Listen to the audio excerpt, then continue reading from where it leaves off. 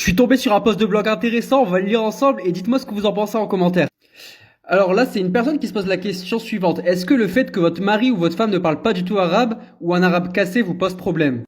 Pour avoir grandi en France, il faut savoir que la majorité des descendants d'immigrés qui y résident ne parlent pas arabe ou ont vraiment un niveau qui est très bas et catastrophique. Et donc c'est vrai que la question se pose, est-ce que c'est un problème notamment pour l'éducation des enfants? Un autre problème, c'est que là, on voit un commentaire notamment qui dit que la personne a un blocage. Et en fait, c'est vrai, il y a beaucoup de gens qui avaient leurs parents qui parlaient arabe, mais eux répondaient en français.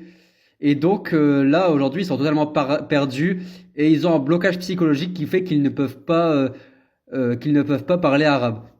Ah bah tiens, quand j'en parlais, là voilà une personne qui dit que pour elle, c'est vraiment un complexe. Et elle comprend le dialectal, mais elle est impossible de parler en vrai, incapable de parler en vrai. Et donc là, c'est vraiment un phénomène intéressant. Dites-moi si vous avez déjà vu ça. C'est des gens qui peuvent comprendre une langue, mais pas la parler.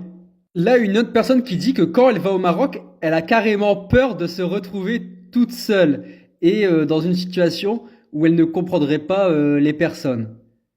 Et donc c'est vrai que là on se rend compte que ne pas parler arabe, c'est véritablement un gros problème.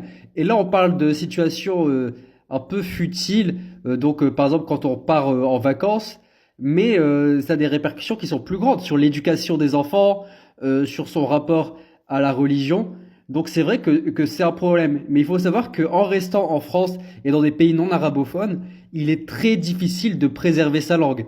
Donc c'est un message à toutes les personnes, par exemple, qui aimeraient s'aventurer dans un autre pays pour y passer leur vie. Sachez que si vous restez y avez des enfants, il y a de très grandes chances qu'ils ne parlent pas arabe. Et une fois finalement, on s'éloigne de l'arabe, on s'éloigne également de sa culture, de sa religion. Donc c'est un jeu qui est très très dangereux. Et voilà pourquoi je déconseille aux gens qui m'en parlent de partir vivre en France.